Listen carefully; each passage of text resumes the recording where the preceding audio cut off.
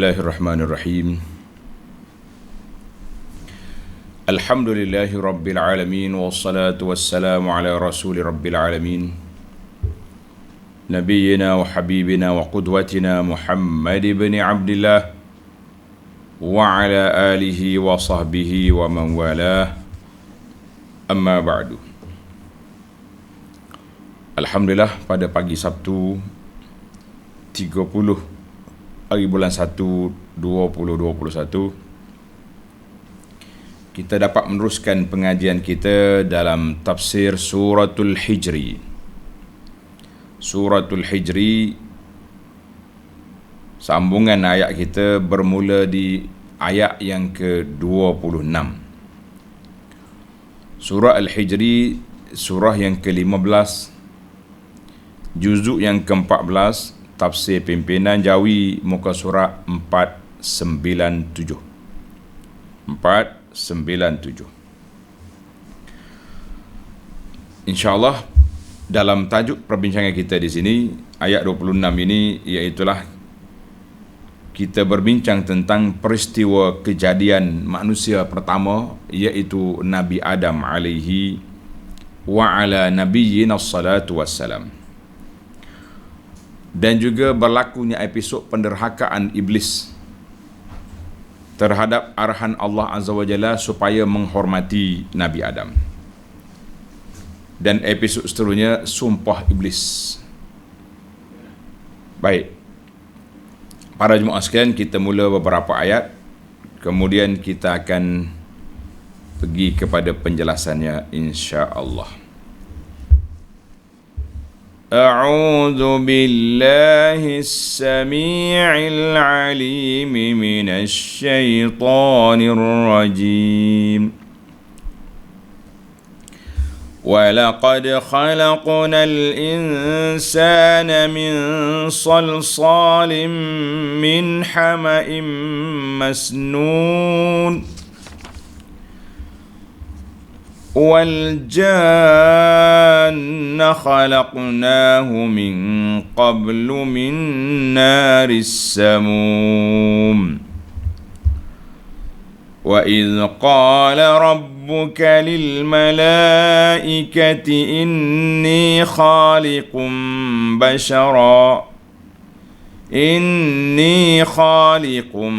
بشرا من صلصال من حمأ مسنون فإذا سويته ونفخت فيه من روحي فقعوا له ساجدين فسجد الملائكة كلهم أجمعون إلا إبليس أبى أن يكون مع الساجدين.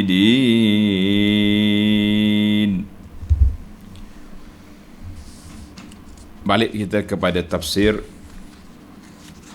bermula daripada ayat 26.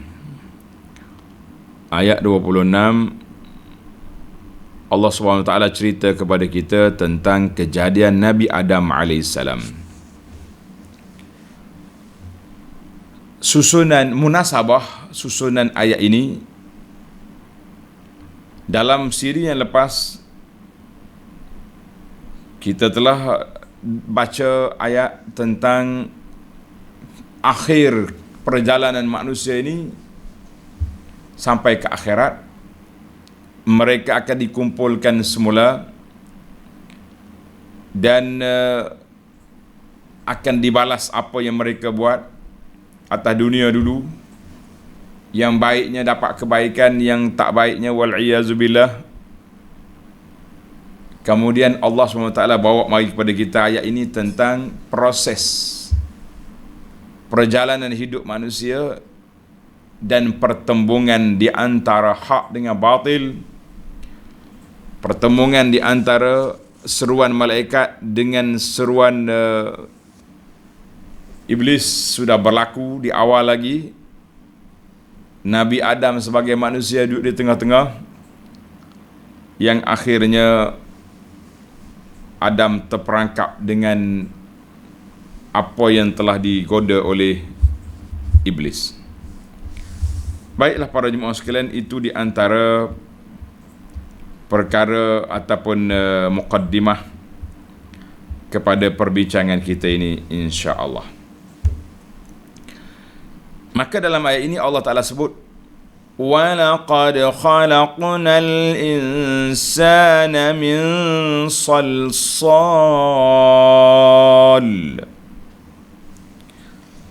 Dan demi sesungguhnya kami telah menciptakan manusia yang pertama. Siapa dia manusia pertama? Datuk kita Adam. Dari tanah liat yang kering. Dia kata salsal min tinin qad ishtadda yubsuhu. Tanah liat yang kering yang berasal dari tanah kental yang berubah warna dan baunya.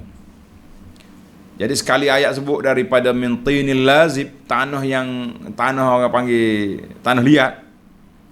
Di sini salsal, tanah kering. Timbullah soalan sedikit, adakah fakta Al-Quran itu bercanggah? Kita kata la. Tuan-tuan jangan rasa pening. Dia melalui proses peringkat. Peringkat pertama mari daripada tanah liat, kemudian dikeringkan, kemudian itu dipanggil proses. Maka dia tidak bercanggah. Kita yang nak komen ataupun nak condemn Quran, kita baca perhabis. Baca semua dulu baru kita dapat maklumat yang tepat. Kalau tidak, nampak sangat tak cerdik kita. Komen nampak macam kita tu penganalisa kan?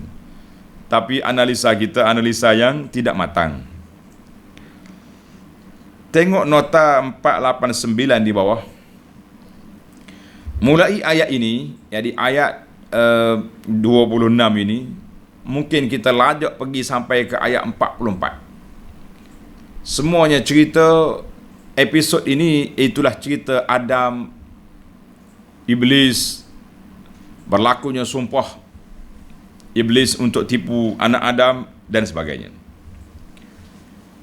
Tengok nota, mulai ayat ini Allah Subhanahu wa taala menerangkan asal usul kejadian manusia yang pertama, iaitulah datuk kita Adam alaihi salam. Allah telah menjadikan Adam pada mulanya berasalnya dari tanah liat yang kering. Kemudian tanah itu dibancuh dengan air dan dibiarkan sehingga menjadi hitam dan berubah baunya. Kemudian dari tanah hitam itu dibentuk sebuah lembaga manusia yang kosong.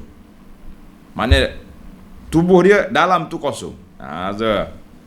Lalu dibiarkan kering sehingga menjadi nyaring bunyinya, gitu dia panggil. Kal fakhar. Fakhar ni orang buat apa ni, bekah macam tempayan tu. Yang kan bunyi serak-serak tu. Ketika lembaga itu diketuk dengan sesuatu benda yang lain. Masya Allah, detail. Ayat Quran cerita kepada kita asal kejadian manusia itu jelas, lengkap. Kita dengar bunyi suara pun rasa nampak dah. Oh, ini kejadian manusia kan. Ini kejadian, asal kejadian kita manusia. Baik, kita pergi kepada satu lagi makhluk yang Allah ciptakan dulu daripada Adam. Wal janna khalaqnahu min qablu min naris samum. Dan jin pula kami jadikan dia sebelum itu. Ingat, jin, malaikat sebelum Adam. Kita manusia makhluk yang ketiga. Malaikat, jin, kemudian bagi manusia. Kami jadikan dia dari angin api yang panas. Samum ni angin panas. Sekarang ni pun kalau kita duduk di negeri Arab, bila musim panas, angin yang bertiup dia panggil samum. Mana angin tu panas, kita kena tutup muka dengan kain. Pasal itulah orang Arab ni dia pakai serban. dia keluar panas. Kalau musim panas ni, mari debu kita boleh tutup muka, mari panas kita boleh selindung. Itu kegunaan dia banyak kan. Dari angin api yang panasnya menyerap ke liang bulu roma. Bulu roma. Tengok nota 490. Menurut hadis sahih bahawa malaikat berasal dari nur dan jin berasal dari api, manakala manusia pula berasal dari tanah. Tiga kumpulan ini lain-lain dia punya asal kejadian. Pada itulah iblis bukan daripada malaikat. Alhamdulillah ana dah bahas panjang dah dulu di surah yang belum pada ni. Iblis bukan daripada malaikat, kana minal jin. Allah Ta'ala sendiri sebut dalam Quran, iblis kana minal jin, dari kalangan jin. Jadi tak payahlah kita duk cari cerita-cerita Israiliyat. Ia mengatakan daripada Azazil lah, apa benda lah. Kita kata jin satu spesies makhluk, bukan dari kalangan malaikat, yang dijadikan dari nur. Jin daripada api, manusia dari tanah. Baik, sekarang ni kita ada dua makhluk sudah ada, iaitulah malaikat dan siapa? Malaikat dengan jin sudah ada. Apa makna jin? Iblis abal jin. Iblis tu makna bapak jin. Jin ni sebab apa nama jin? Sebab dia ni mutawara anil ayun, kita tak nampak. Jin dia panggil benda yang tersembunyi, terselindung. Dia ada sini, tak nampak. Pasal itulah kata di para ulama Islam, kan dalam hadis Nabi SAW sebut, kita ni bila dua makhluk yang Allah Ta'ala letak taklif, jin, manusia. Wa ma khalaqtul jinna wal insa illa liya'budun, dalam ayat surah Az-Zariyat. Maka Nabi SAW juga dibangkit kepada as-saqalaini, jin dan manusia. Manusia nampak, jin tak nampak. Tak nampak kan. Walaupun tak nampak, kita tahu dia ada. InsyaAllah dalam majlis-majlis ilmu ni jin juga hadir. Artinya jin sudah diciptakan sebelum Nabi Adam daripada api asyadidati sa'narir samum, daripada api yang sangat panas, yang sangat panas. Baik, kita pergi kepada Allah Subhanahu wa Ta'ala ceritakan kepada malaikat bahawa Allah nak jadikan satu lagi jenis makhluk yang bernyawa, nama dia manusia, bashar. Ayat 28. Wa idh qala rabbuka lil malaikati inni khaliqum basharan min salsalin min hama'in masnun. Dan ingatkanlah wahai Muhammad sallallahu alaihi wasallam peristiwa tatkala Tuhanmu berfirman kepada malaikat, sesungguhnya aku hendak menciptakan manusia dari tanah liat yang kering. Tuhan kata, aku nak ciptakan manusia dari tanah liat yang kering, yang berasal dari tanah kental, yang berubah warna dan baunya. Maknanya asalnya manusia tu tanah kering, lepas tu diuli jadi basah, lepas tu dia biarkan begitu je. Macam kita nak buat roti kan, kita uli gandum, lepas tu kita biar letak ubat penaik, dia jadi naik. Maknanya gitulah lebih kurang proses kejadian itu. Ana tak hurai panjang di sini. Alhamdulillah tuan-tuan tengok dalam surah yang awal kita dulu, Al-A'raf atau surah mana sebelum, panjang dah kita hurai tentang jin dengan manusia, jin dengan malaikat ni. Ayat 29. Fa iza sawaituhu wa nafakhtu fihi min ruhi faqa'u lahu sajidin. Kemudian apabila aku sempurnakan kejadiannya, maknanya sempurna dah. Akmaltu khalqa Adam wa sawwartuhu. Mana pencipta Nabi Adam sudah ada kepalanya, ada hidung, mata, tangan. Wasara jasadan tamman fi ghayatil itqan. Mana satu jasad yang sempurna, yang lengkap.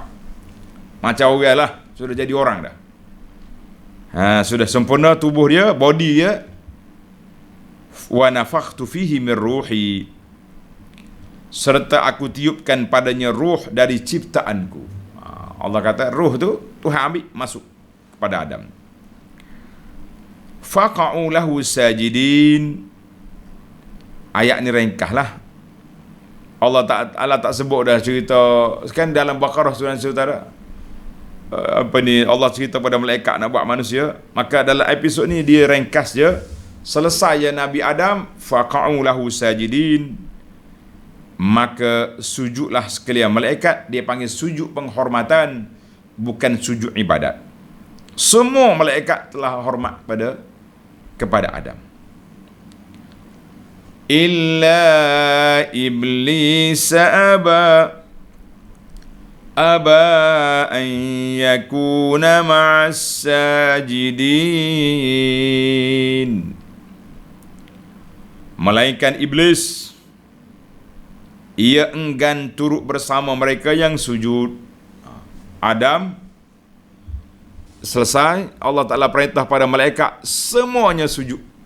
Allah Ta'ala gambar dalam Quran ni, kulluhum ajma'un. Kul, bahasa Arab kata lafzul umum, lapak menunjukkan umum. Semua, kalau kata kullu tak apa dah, boleh dah. Tapi dikuatkan lagi, ajma'un, semua mereka seluruhnya. Maknanya tak ada kecuali, semua malaikat. Sajadalahu kullul malaikati fauran, segera. Kama amarahumullah, mengikut perintah Allah Azza wa Jalla. Allah Ta'ala suruh langsung mereka sujud. Kecuali iblis. Apa dia mana aba, enggan turut bersama mereka yang sujud. Iblis imtana, tak mau sujud. Kenapa? Takabburan minhu wa hasadan li Adam. Puncanya takabur dalam surah As-Sad ayat 74, iblis kata illa iblis astakbara wa kana minal kafirin. Ini punca. Dia dua siri kuliah dah saya bagi. Dalam penyakit amradul ummah, penyakit umat yang ke-45, istikbar, sombong. Dalam siri kuliah kita Riyadhus Salihin malam siri 95 juga masalah al-kibru wal-i'jab. Di situlah kata di para ulama, punca rusaknya iblis kerana sombong. Punca rusaknya manusia kerana takabur, sombong. Ini punca kerusakan. Kita rasa kita yang betul, kita yang benar, orang lain tak betul belaka, maka itu punca kerusakan. Baik, kita tengok di mana punca. Pengakuan daripada iblis sendiri menunjukkan dia sombong. Ayat 32. Qala ya iblis ma laka alla takuna ma'as sajidin. Qala Allah Ta'ala berfirman, hey iblis, apa sebab? Mas sababul ladzi hamalaka? Apa sebabnya yang menjadikan engkau tidak turut bersama mereka yang sujud itu? Kenapa tak sujud? Iblis. Allah Ta'ala tanya iblis. Wa qad amartuka bis sujud. Aku dah perintahkan kamu sujud sekali dengan Adam, hormat kepada sujud bersama malaikat kepada Adam, menghormati Adam. Kenapa tak sujud? Allah tanya dia, astakbarta am kunta minal ali? Mu sombong, membesarkan diri. Itu semua dalam surah As-Sad. Jawab dah. Jawab, respon. Bahasa kita sekarang dia panggil respon daripada iblis. Orang Kelantan kata, "Gedebe iblis ni." Jawab selalu. Tuhan tanya, dia jawab. Qala lam akun li asjuda li basharin khalaqtahu min salsal. Khalaqtahu min salsalin min hama'in masnun. Iblis menjawab, "Aku tidak patut sujud pada manusia yang engkau jadikan dia dari tanah liat yang kering, yang berasal dari tanah kental, tanah orang panggil tanah liat, tanah ko, Kelantan kata, kental tanah hok kerah tu, tanah ko. Tanda bahasa kita. Tanah kental yang berubah warna dan baunya. Mana dia pandai lekeh lah, hina, ni tanah, ya apa. Takkan saya nak hormat ke dia. Dialah dia, pulak baru, pulak muda. Nota di bawah kata, dalam ayat-ayat Quran yang lain, Iblis membanggakan asal kejadian dari api. Khalaqtani min nar wa khalaqtahu min tin. Engkau jadi aku daripada api, dia dari tanah. Dan kerana itulah katanya ia tidak patut sujud pada manusia yang berasal dari tanah. Maknanya bagi dia, tanah ni lebih rendah standard daripada api. Panjanglah kalau kita tengok dalam ayat lain. Allah SWT gambarkan gambar dalam suratul A'raf. Suratul A'raf panjang dah kita bicara itu tentang dia. Dalam surah Al-Isra 61-62 sama juga. Para pelajar yang suka tadabbur ni, tanda ayat-ayat ni, kemudian tengok balik. Soalan Allah Ta'ala, dialog di antara Allah dengan malaikat, dengan jin, dengan iblis. Di sini kata di para ulama tafsir, dia kata dialog ni cakap terus dia dengan Allah. Tak ada perantara Jibril apa. Dia direct masa tu. Allah tu dia rasa dia besar. Sebab dia boleh kontak direct. Kita kan kalau ada nombor handphone, nombor kontak terus dengan orang besar-besar, kita rasa hebat juga tak? Duk diam dia tengok, duk belek. Tengok nombor siapa tu? Ini nombor yang berhormat menteri. Ini nombor yang ni. Kita rasa dalam handphone kita ni ada nombor kontak peribadi. Kan? Maka iblis sombong. Dia kata aku daripada api, dia daripada tanah, macam mana mau ikut? Baik. Bila dia sombong, dalam ayat ini, ayat suratul Hijri, Allah tak panjangkan. Maka terus dijatuhkan hukum. Cerita dialog yang panjang kita tengok dalam suratul A'raf ataupun surah yang lain yang telah kita sebut, suratul Sad. Tengok ayat 34. Qala fakhruj minha fa innaka rajim. Habis. Hukuman telah dijatuhkan. Allah berfirman, kalau demikian, musambung macam ni, rasa kamu besar, keluarlah engkau daripadanya. Nya tu balik ke mana? Tengok 492. Yakni dari daerah langit. Ada kata mu keluarlah dari kawasan langit. Langit ni tak boleh, orang baik-baik je kat sini. Engkau turun. Atau keluar kalamu daripada duduk berkumpul, berkawan dengan malaikat. Sekarang ni sudah label lain. Malaikat label baik, kamu label jahat, hidup lain. Ataupun keluar daripada syurga. Jadi tiga-tiga ni disebut oleh para ulama. Fakhruj minha. Boleh jadi keluar daripada syurga. Syurga tu duduk di langit. Maka langit keluar daripada kawasan langit. Keluar daripada kelompok berkawan dengan malaikat. Bukan makna dia tu daripada malaikat, kan? Tapi keluar daripada kelompok berkawan dengan malaikat di mana? Di langit. Maka mereka sudah tidak ada lagi. Allahu Akbar. Fa innaka rajim. Kerana sesungguhnya engkau dari sekarang ke masa hadapan adalah satu makhluk yang diusir. Rajim ay muhaqqarun mazmum. Allahu Akbar. Mana dihina dan dijatuhkan taraf kamu, rajim, diusir daripada. Ialah kita ni kalau kata manusia kena halau, orang kata orang tak halau kalau orang baik kan. Allahu Akbar, kena halau dah bawa syaitan ni, bawa jin. Apa lagi hukuman? Wa inna 'alaika al-la'nata ila yaumiddin.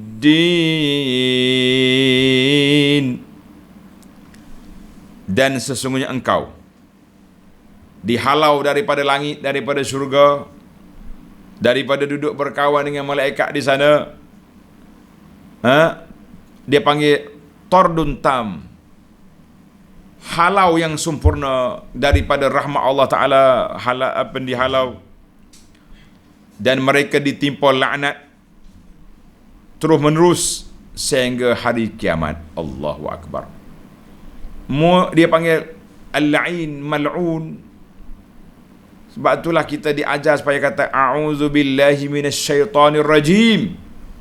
Syaitan yang direjam, yang dihalau daripada kedudukan yang tinggi di langit ke bumi, dan dihalau, dijauhkan daripada rahmat Allah Azza wa Jalla. Kemudian dilaknat sampai ke hari kiamat. Adakah dengan makna sampai lil ghayah? La. Maknanya ni daripada dunia sampai ke kiamat kena laknat. Kemudian masuk dalam neraka. Itulah satu daripada tempat lain pula. Allahu Akbar. Syaitan ni, iblis dia tahu Allah Ta'ala sangat kaya, Allah Ta'ala tu benar.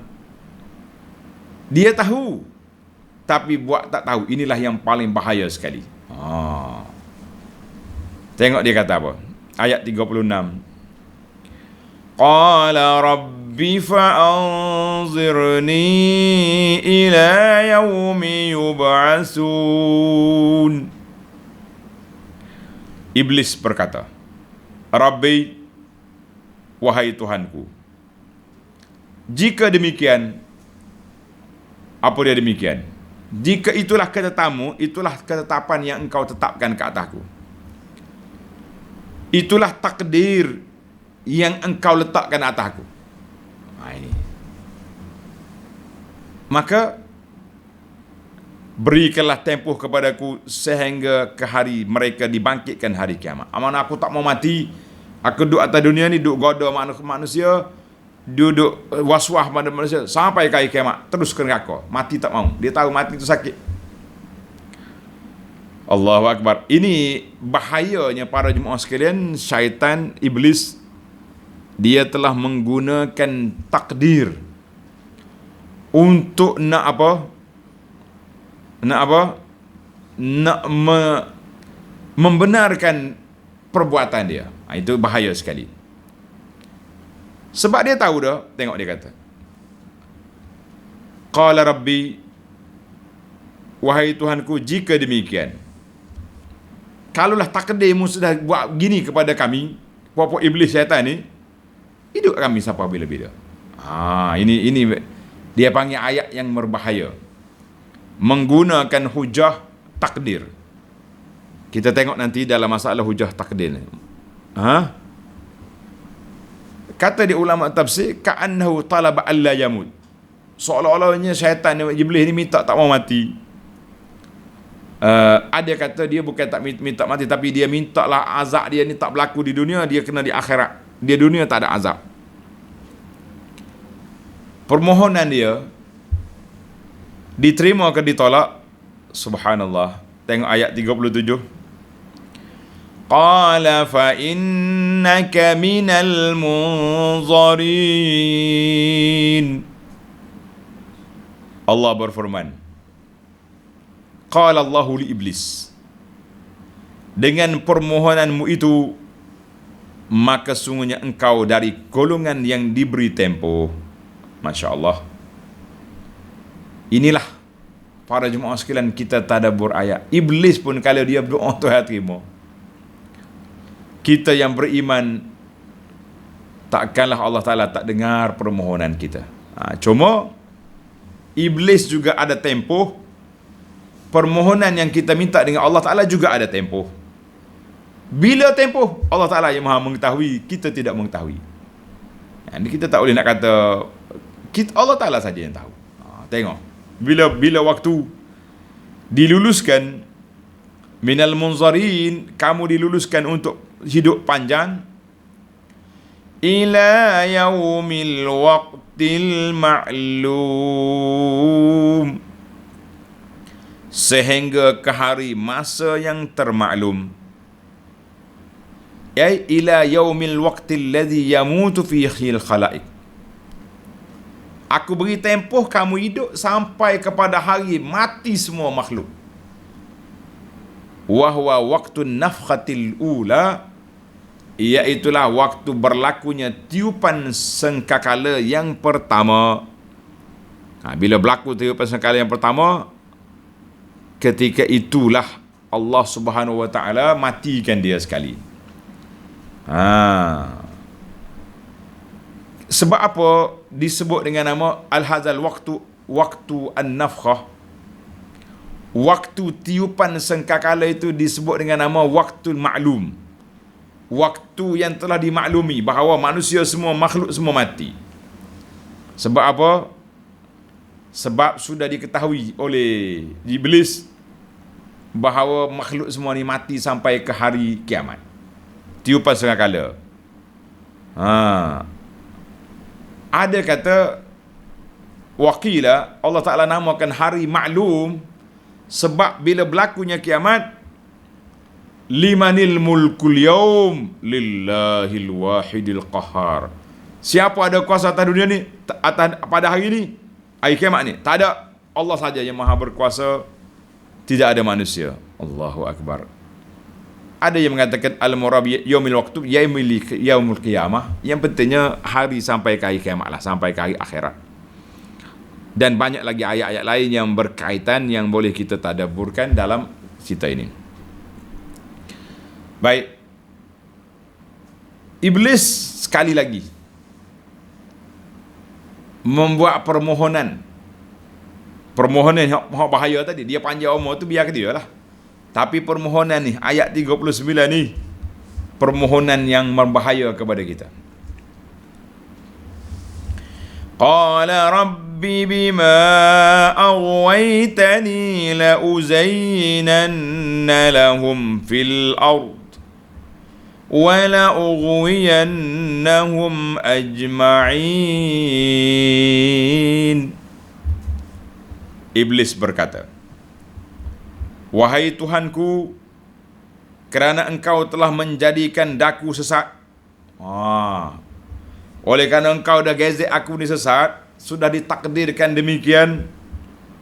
Tengok nota di bawah.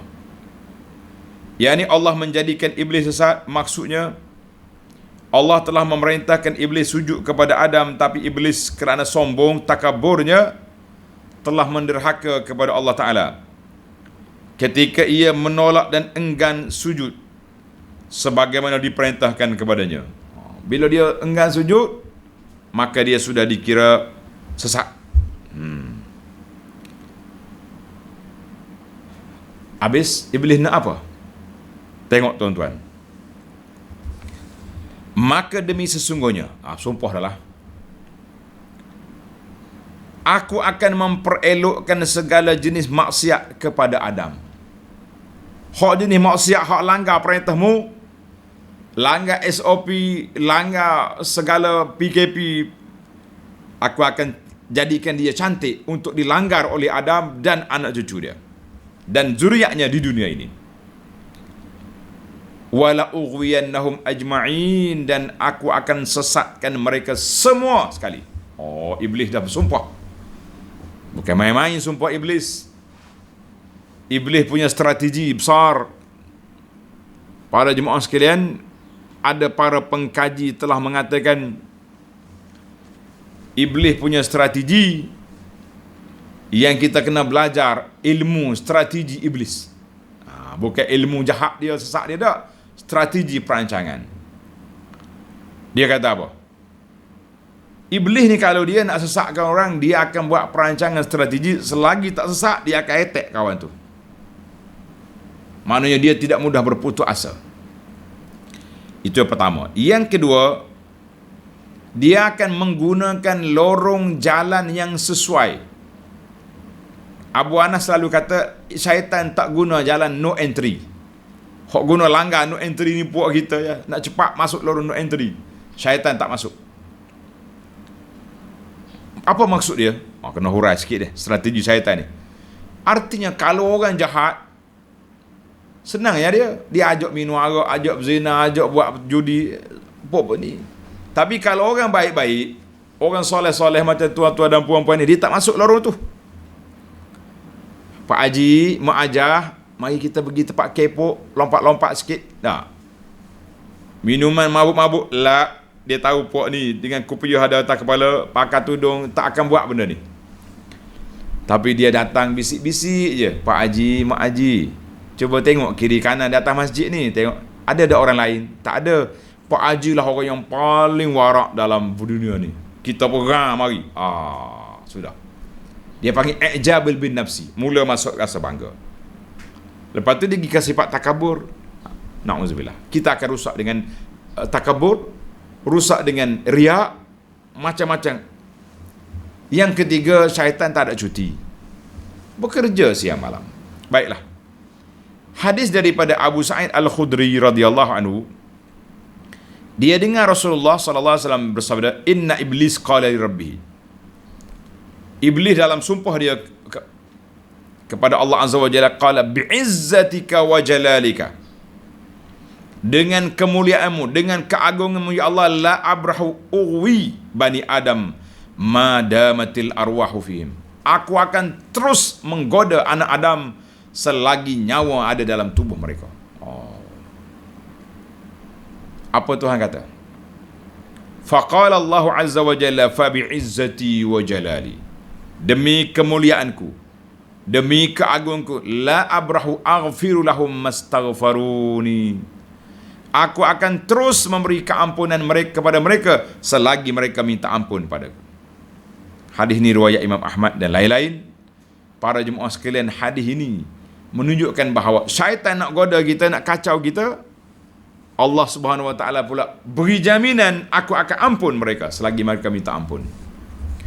Mengikut dalam riwayat lain, ada daripada Anas, apabila Allah ciptakan Adam dalam surga, tarakahu masya Allah ayyaturakahu, terguling jasad Adam, belum ada ruh lagi. Faja'ala iblis yatifu bihi. Iblis mari duduk mengintai-ngintai, tengok Adam ni mata tak berkelip lagi, tak ada nyawa. Kemudian yang zuru mahu, dia tengok bagaimana ni keadaan Adam. Falamma ra'au ajwaf. Dia tengok berongga makhluk ni. Kosong, dalam perut dia kosong. Kata iblis, annahu khuliqa khalqan la yatamalak. Allah telah menjadikan makhluk manusia ni makhluk yang berubah-ubah. La yatamalak, mana dia tak boleh duduk satu tahap, berubah-ubah. Hadis ni sahih, dikeluar oleh Imam Muslim. Maka disitulah kata di para ulama, syaitan dah mula masuk dalam kepala dia. Dia mempunyai harapan untuk membolak-balikkan hati manusia, hati anak Adam ini, sebab mereka itu berongga. Bila dia lapar, dia perlu pada makanan. Bila tak ada makanan, dia mula nak marah. Bila nak marah, dia mula mengamuk. Bila dia mengamuk, dia akan boleh maki orang, cerca orang, bunuh orang pun boleh. Dan mereka juga sanggup mengisi dalam perut dia benda-benda yang haram. Sebab itu syaitan kata, dengan kemuliaan-Mu ya Allah, aku akan terus menggoda anak Adam, sebab dia pergi cek dah Adam ni manusia yang berongga di dalam anggota tubuh dia. Bermakna makhluk ini akan berubah-ubah. Na'udzubillah. Sebab itu Nabi kita sallallahu ajar kepada kita doa yang maksur, ya muqallibal qulub tsabbit qalbi ala din. Jangan lupa tuan-tuan baca setiap kali kita di akhir solat, kita baca ni. Di akhir kertas saya dah bagus doa di akhir solat yang telah kita belajar dalam kitab-kitab kita tu. Dalam perisai Muslim ni pun ada doa, ya muqallibal qulub tsabbit qalbi ala dinik. Wahai Tuhan yang membolak-balik hati, tetapkan hati kita. Baiklah. Bila iblis bersumpah, maka Allah SWT telah memberi satu, orang panggil istisna, excuse. Maknanya bukan semua boleh goda. Tengok ayat 40. Kita kata alhamdulillah, Allah Taala bela kita. Illa ibadaka minhumul mukhlasin. Allah kata bukan semua. Syaitan nak semua tadi. Ajma'in. La. Illa ibadaka. Syaitan sendiri. Maaf. Syaitan sendiri kata illa ibadaka minhumul mukhlasin. Kecuali di antara zuriat-zuriat Adam itu hamba-hambamu yang dibersihkan dari sebarang syirik. Maknanya syaitan bersumpah, kemudian dia sendiri, maaf, dia sendiri yang buat istisna. Ya Allah, semua sekali aku nak binasakan kecuali hamba-Mu yang ikhlas. Pasal itulah ulama qiraat kata mukhlasin dengan fathul lam, man ukhlis, min ukhlisa, bermakna anna Allah akhlasahum. Allah Ta'ala jadikan mereka ni ikhlas, betul-betul tauhid, maka ia ni aku tak kacau dia. Ataupun kita baca dengan mukhlisin bi kasril lam ismu fa'il ay annahum akhlasu, hamba-Mu sendiri yang ikhlas beribadat, menjauhkan diri daripada syirik dengan riya, yang ni aku tak kacau. Kalau nak kacau pun tak mampu, kan? Illa ibadaka minhumul mukhlasin, kecuali hamba-Mu yang betul-betul ikhlas, sama ada daripada syirik ataupun daripada riya, maka mereka menjadi mukhlasin. Mereka ikhlas, mereka mukhlas. Allahu Akbar. Maka aku tak mampu. Siapa dia mengaku kalah ni? Iblis mengaku kalah. Dalam bahasa kita mengaku kalah petai lagi. Mana awal-awal lagi dia mengaku orang yang ikhlas. Tapi siapa orang ikhlas itu? Allahu Akbar. Tengok ayat 41. Qala hadza siratun alayya mustaqim.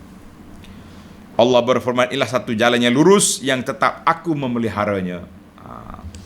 Ayat 494. Jalan yang lurus yang tetap dipelihara oleh Allah ialah orang-orang yang beriman dan beramal saleh serta ikhlas akan dibalas dengan balasan yang baik.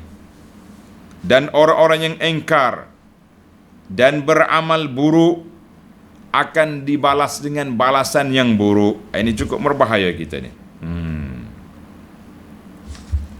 Kemudian Allah bagi kata jalan aku ni jalan yang lurus. Qala hadza siratun alayya mustaqim.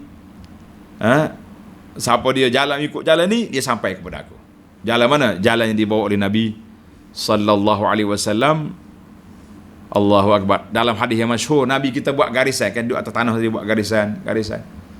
Nabi kata ini jalan-jalan penyampai Allah, yang ni jalan-jalan syaitan yang mengganggu kamu, kan? Kemudian ayat 42 Allah bagi jaminan. Nah, ini baru sampai kepada Allah bagi jaminan. Tadi syaitan mengaku kalah, yang ni Allah jamin. Ayat 42. Inna ibadi laysa laka alaihim sultan illa man ittaba'aka minal ghawin.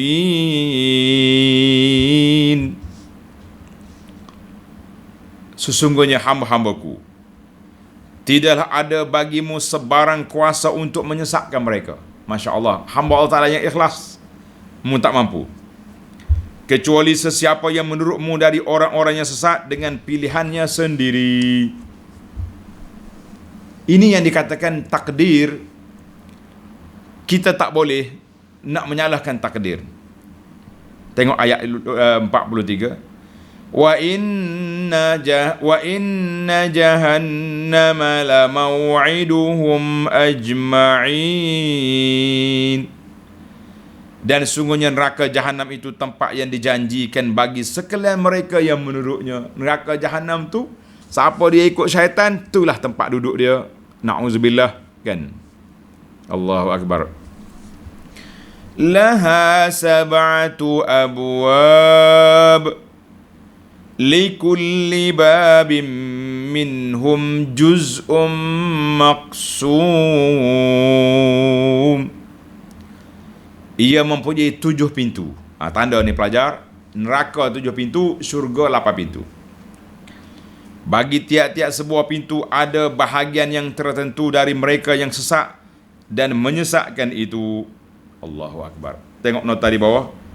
Neraka Jahanam punya 7 tingkat berlapis-lapis, masing-masing dengan pintunya, dan tiap-tiap tingkat akan diisi dengan salah satu puak yang tertentu dari orang-orang yang dijanjikan mendiaminya. Makanya setiap pintu tu ada geng-geng yang akan masuk. La haula wala quwata illa billah.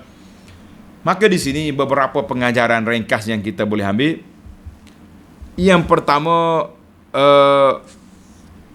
qala rabbi fa'anzirni. Allah kata fa innaka minal munzarin, kamu diberi tempoh sampai ke akhir kiamat. Maka di sini para ulama tafsir kata namusus syarr, spesies benda jahat ini, la yang qadi, tidak akan hilang daripada alam dunia. Selama mana kita kuat dakwah pun, syirik, mungkar, maksiat akan berlaku. Sebab sudah menjadi sunnatullah at-tasaru bainal khairi wasyarr. Pertemuan di antara hak baik dengan buruk, tauhid dengan syirik, adil dengan zalim, berterusan sampai ke hari kiamat. Maka kita kena pilih jalan mana nak duduk. Jalan mana kita nak duduk? Kita kena duduk di jalan yang selamat, sirati, jalan aku, Allah Ta'ala sebut. Perkara yang kedua, i'talla iblisu bil qadar. Iblis telah menggunakan takdir.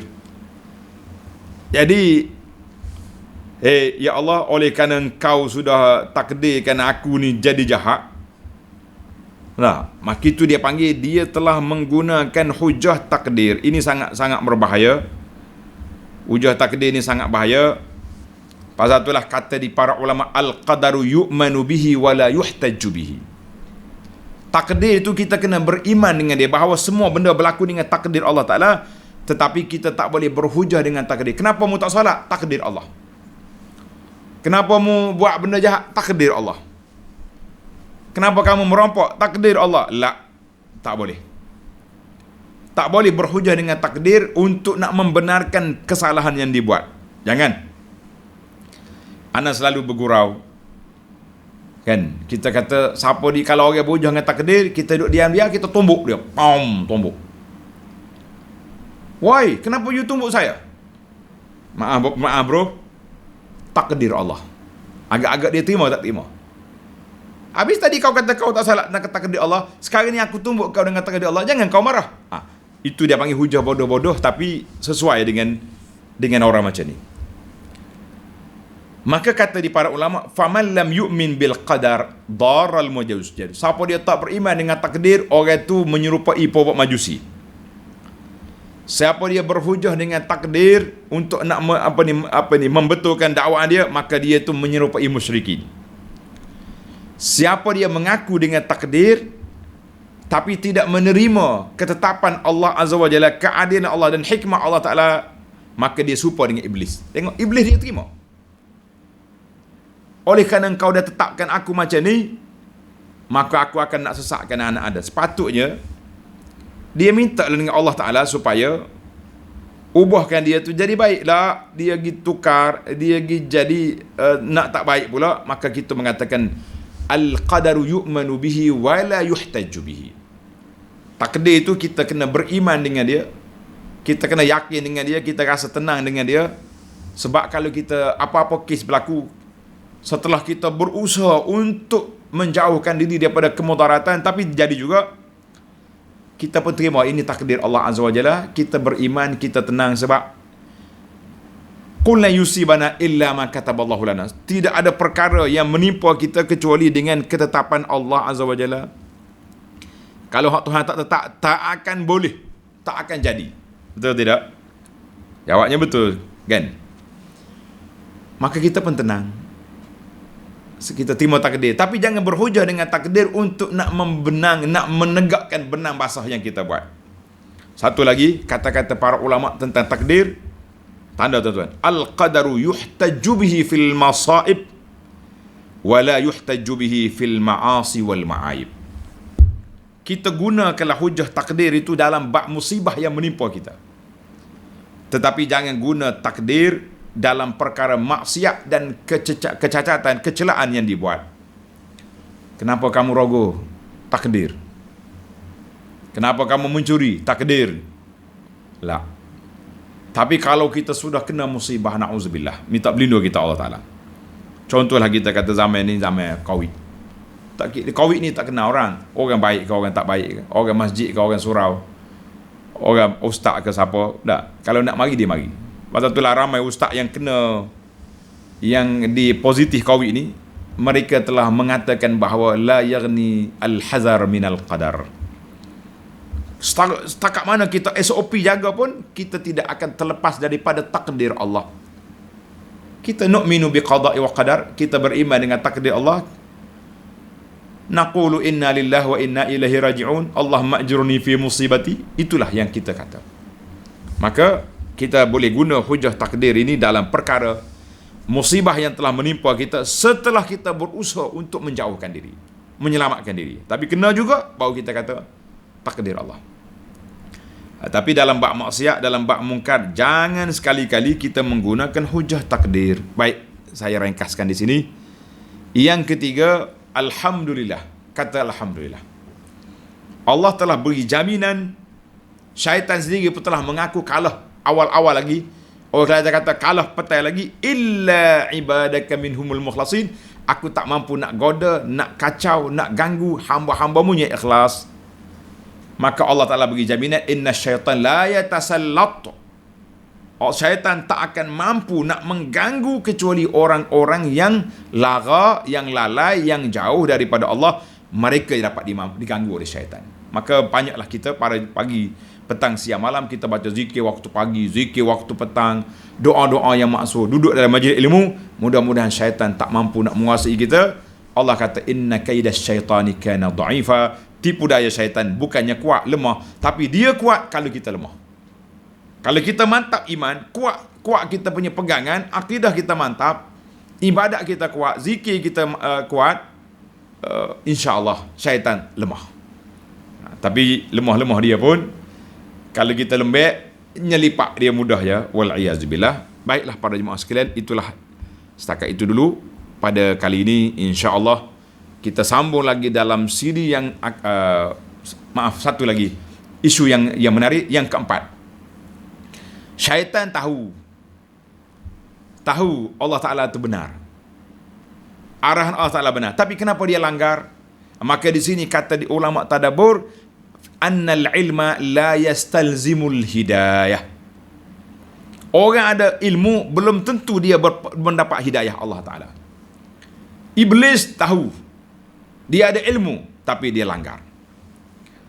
Kita manusia, berapa ramai orang yang hebat-hebat, bertaraf sekian-sekian, pegawai agama, ahli agama yang tinggi-tinggi, tapi kita tengok dari sudut penghayatan, tak usah tengok penghayatan yang besar-besar, yang simple-simple je. Tuan, saya tak sebut nama jawatan, sebut bahaya. Mari mana? Tunggu anak, jumpa kat airport contohnya. Tunggu anak dia, Masya Allah, anak perempuan dia bertukar dengan anak orang yang tak mengaji agama langsung, dengan seluar ketaknya, dengan baju tak cukup saiznya, rambut, Masya Allah, tabarakallah. Anak malu-malu, kesipuan dia, malu-malu. Ya anak, takkanlah tak boleh tegur, kita orang ustaz. Kita kata, dan dia, penampilan dia ustazah sendiri pun kadang-kadang forum perdana angkat tangan begini sampai sini lengan, mana ada aurat sampai sini. Pasal itulah dia kata, ilmu la yastalzimul hidayah. Berapa ramai orang yang langgar, buat maksiat an amdin wa ilmin, dia tahu dia ada ilmu. Ada juga orang yang terjebak dengan kesesatan, dengan dia tahu tapi nak ikut juga puak ajaran sesat ni, konon-kononnya zikir ni boleh zauq dengan sebagainya.